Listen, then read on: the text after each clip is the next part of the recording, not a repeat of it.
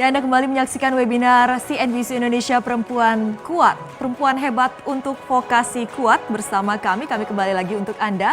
Dialog dengan narasumber akan kami lanjutkan kembali. Kita sudah bergabung bersama dengan Dirjen Vokasi Pak Wikan Sakarinto, Bapak Ahmad Saufi, Direktur Mitra Studi Kemendikbud, dan Perancang Busana Ane Avanti. Dan juga ada perwakilan dari Gubernur Jawa Timur, Ibu Wemi Niamawati dan Ane Patricia Sutanto selaku Vice CEO Penn Brothers. Dan saya ke Pak Saufi tadi yang belum sempat saya tanyakan seperti apa pandangan dari Pak Saufi mengenai peran perempuan dalam dunia pendidikan dan juga di bidang industri, seperti apa juga dari Bapak selaku yang memegang peranan di sini Pak sebagai Direktur Mitra Studi bisa menjembatani. Silakan Pak. Baik, selamat sore Mbak Alin. Kabar baik Mbak Alin ya? Kabar baik Pak, alhamdulillah.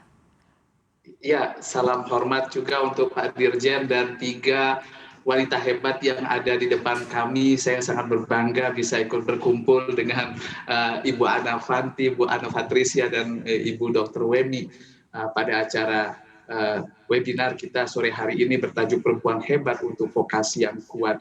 Saya ingin mengucapkan selamat hari Ibu, khusus juga untuk ibu saya yang ada di Mataram, juga untuk istri saya yang ada di Jakarta, serta untuk para perempuan hebat Indonesia sebagai ibu dan sebagai istri serta pilar keluarga dan pilar negara.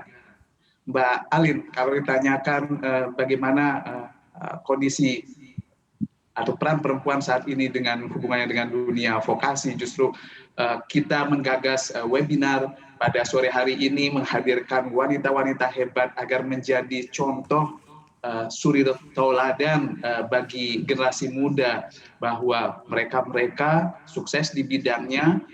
Bu Ane Patricia dengan Penn Brothers-nya, kemudian mereka adalah eksportir hazmat dan masker dan lain sebagainya pada masa pandemi ini. Ibu Ane Avanti adalah sosok yang dengan nama beliau sudah memiliki trademark ya, jadi kita tidak hanya mengenal Dolce Gabbana, Gianni Versace, Naomi Campbell, Victoria's Secret dan lain sebagainya. Kita punya Ane Avanti di Indonesia. Begitu juga dengan Ibu Wemi tadi sebagai birokrat yang sudah berhasil meniti karir dari bawah hingga menjadi jajaran pimpinan di Provinsi Jawa Timur. Tentunya kita berharap Satuan Penyelenggara Pendidikan Vokasi yang mendidik anak-anak kita yang terdiri dari 17.000 lembaga kursus pelatihan, 14.000 lebih SMK, serta 2.200 lebih politeknik yang juga bisa melink and match-kan dirinya dengan dunia usaha, dunia industri, dan dunia kerja. Ibu-ibu bertiga tadi adalah contoh sukses di bidang mereka masing-masing di dunia industri dan juga dunia kerja. Sedangkan pada saat ini kalau kita lihat komposisi anak-anak didik kita di SMA itu wanita 55% kalau kita lihat data BPS 2019 dan laki-lakinya itu 45%, sedangkan di SMK 57% laki-laki dan sisanya 43% wanita. Nah, tentunya kita tidak sedang mempertentangkan bias gender saat ini.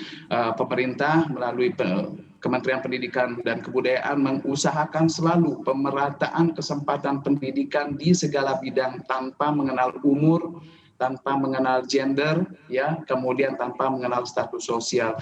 Untuk itu, pendidikan vokasi sangat terbuka untuk dimasuki tidak hanya oleh kaum laki-laki, tapi juga oleh anak-anak perempuan kita. Dan stereotip yang menyatakan bahwa wanita hanya cocok di tata boga dan tata kecantikan, insya Allah semakin lama bisa kita hilangkan, karena sarana dan prasarana pendidikan vokasi saat ini juga menunjang terlibatnya kaum hawa atau anak-anak putri kita untuk aktif mencari ilmu, tidak hanya di bidang tata boga dan tata kecantikan, tapi di bidang mesin, perkakas, kemudian di bidang ekonomi kreatif, caregiver, dan lain sebagainya. Demikian Mbak Alin, saya kembalikan ke Mbak Alin. Iya Pak Saufi, semakin sesuai dengan zaman ya Pak untuk pendidikan vokasi sesuai dengan yang dibutuhkan industri di masa kini. Dan selanjutnya kita ke Pak Wikan. Pak Wikan, mungkin ada hal-hal yang menarik yang ini Anda berdiskusikan langsung atau bertanya langsung dengan para narasumber wanita-wanita yang luar biasa bersama dengan kita sore hari ini, Pak Wikan. Ya, terima kasih Mbak Alin. Itu tadi Pak Saufi yang berbicara adalah sebagai Direktorat Kemitraan dan Penyelarasan Dunia Usaha dan Industri di Direktorat Jenderal Pendidikan Vokasi. Itu tidak ubahnya adalah Direktorat Arjuna Pencari Cinta atau Direktorat Mak Comblang yang harus menikahkan 2.200 kampus vokasi, 14.000 SMK, dan 17.000 lembaga kursus pelatihan dengan industri dan dunia kerja di Indonesia khususnya dan mungkin di seluruh dunia. Termasuk juga tadi memastikan satu sinergitas yang kuat antara men and women dalam bonus demografi. Nah, disinilah Pak Sofi memainkan perannya, tidak hanya menikahkan industri dunia kerja dalam link and match, tapi juga ini ada satu sinergitas yang saling klop antara women and men. Mungkin gini Mbak Alin, saya ingin mengomentari aja. Saya pikir lebih absah kalau tiga ibu hebat ini menyampaikan apa yang mereka alami ya. Saya ingin memberikan pemaknaan aja. Satu ke Ibu Emi. Salam hormat Bu, dan salam hormat untuk Ibu Gubernur, Bu Kofifa. Mbak Alin, Iya, di Pak. bawah pimpinan Gubernur kita di Jawa Timur, saya merasakan satu derap visi untuk mengembangkan SDM Jawa Timur itu untuk vokasinya itu luar biasa. Bahkan saya merasakan Jawa Timur itu mirip semacam provinsi vokasi. Berani mencanangkan seluruh SMK di Jawa Timur ya, ribuan SMK di Jawa Timur itu untuk naik ke level BLUD atau Badan Layanan Umum Daerah. Itu satu level yang challenging, membuat SMK itu memiliki kemandirian di dalam memproduksi produk-produk profesional yang masuk ke pasar. Dan ini di bawah pimpinan seorang gubernur wanita, di bawah Ibu Kadis juga ini. Jadi power emak-emak hebat ini itu membuat Jawa Timur itu akan menjadi lumbungnya SDM, penciptaan SDM bangsa yang kompeten dan unggul dan match dengan industri. Jadi saya put hope, lot of hope lah, harapan besar di bawah kepemimpinan Ibu Kofifa dan Ibu juga di Jawa Timur. Itu pemaknaan saya. Terima kasih. Kemudian yang kedua untuk Ibu Anne Patricia, Penn Brothers. Saya pernah berkunjung ke latar background Ibu, itu kantor Ibu kan. Itu saya berkunjung sekitar 2 tahun yang lalu, saya masih sebagai dekan vokasi UGM. Karena apa? Penn Brothers itu ternyata sudah membina kerjasama dengan berbagai kampus vokasi, politeknik, atau SMK untuk tempat magang, untuk tempat riset terapan, serta juga membina pengembangan kurikulum vokasional. Jadi saya mengucapkan terima kasih Bu, mohon nanti bisa ditingkatkan, karena sekarang saya di Direktorat Jenderal Pendidikan Vokasi. Tanggung jawab saya bukan hanya vokasi UGM, tetapi itu tadi 2.200 kampus, 14.000 SMK, dan 17.000 lembaga kursus pelatihan. Nah ini Pak Sofi, ini ada Ibu Anne ini, Penn Brothers itu luar biasa. Saya pernah nyoba satu-satu itu produknya itu, dan mostly memang ekspor quality, benar itu, luar biasa. Jadi luar biasa. Kemudian juga saya akan berikan sapaan hormat juga untuk Ibu Anne Avanti. Salam hormat Bu, istri saya adalah penggemar produk Ibu. Saya tadinya tidak kenal Ibu ya, karena saya bukan, tapi ketika istri saya berkali-kali sering, ini loh, ini tuh keren, ini tuh desainnya itu, terus saya baru memperhatikan, ternyata sekarang saya bertemu dengan sosok Ibu Anne, ini luar biasa. Jadi gini Bu, dan juga untuk Ibu Patricia juga, serta untuk Ibu Emi, vokasi itu adalah pendidikan yang marwahnya adalah untuk menciptakan yang kompeten dan sesuai. Syaratnya adalah setiap anak yang memutuskan masuk ke vokasi harus dengan gairah, dengan passion, bahkan dengan visi kenapa dia memilih vokasi, baik itu perempuan maupun laki-laki. Dan tadi 43% untuk vokasi itu sebuah lompatan besar. data kami di masa lalu lebih sedikit perempuan yang masuk ke dunia vokasi. Dan vokasi itu bukan sekedar ijazah, Bu. Vokasi itu kompeten. Yang ditawarkan untuk dunia kerja itu adalah kompetensi. Bukannya ini ijazahku, itu artinya aku sudah belajar apa, please terimalah aku bekerja. Bukan. Tetapi ini kompetensiku, hard skill, soft skillku kuat, yaitu aku bisa apa. Jadi fungsi Direktorat Jenderal Vokasi tidak dilahirkan hanya untuk mencetak ijazah, tetapi mencetak SDM yang kompeten dan unggul. Nah, artinya apa Ibu dan Bapak? Kompetensi itu bisa di-granted dengan ijazah, ya jelas. Tapi kompetensi kadang-kadang tidak perlu ijazah. Kompetensi itu adalah aku bisa apa? Satu kompetensi set yang harus diciptakan, tercipta sehingga mampu menyelesaikan pekerjaan-pekerjaan yang spesifik. Nah, Bu Ana, kurikulum, ya ini juga Bu Wemi juga, dan juga Bu Ana Pratisia, kurikulum vokasi kita rombak. Kurikulum yang tidak berfilosofi guru sebagai apa ya? Jadi mengajar.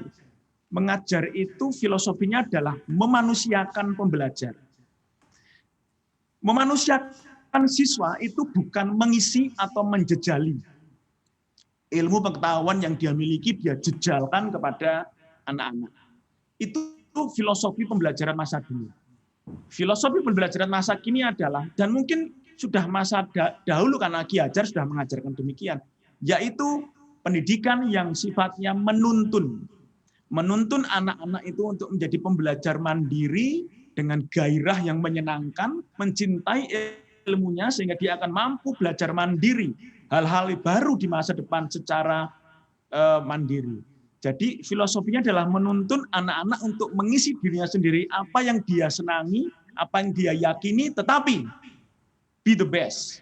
Terserah mau milih sebagai apapun, yang penting be the best. Sehingga kurikulum kita bukan kurikulum single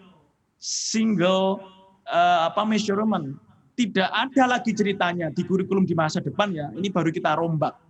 Jadi kalau anak itu karakternya kera atau ular atau ikan, dites dengan satu ukuran tes, yaitu naik pohon, sampai kiamat itu ikan dianggap bodoh. Sampai kiamat itu ikan dianggap bodoh, karena dia tidak pintar matematika, tidak pintar fisika, sampai dunia sampai mungkin dunia sampai berapa abad kemudian yang pintar itu selalu kera. Nah, kurikulum kita rombak. Kurikulum vokasi itu nanti lebih fleksibel. Dan nanti kurikulum ini oleh Ibu Khofifah dan Ibu Wemi nanti di Jawa Timur, di Jawa Tengah, seluruh daerah Indonesia, kita akan terapkan sehingga apa?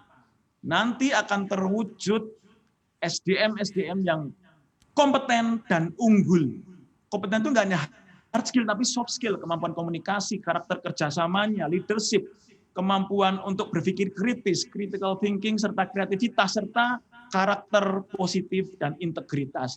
Itu apa yang akan kita kerjakan dalam kurikulum. Nah, di dalam pengerjaan ini, Mbak Alin, Bu Wemi, Bu Ana, dan Bu Ana, di sini ada duo wonderful Ana.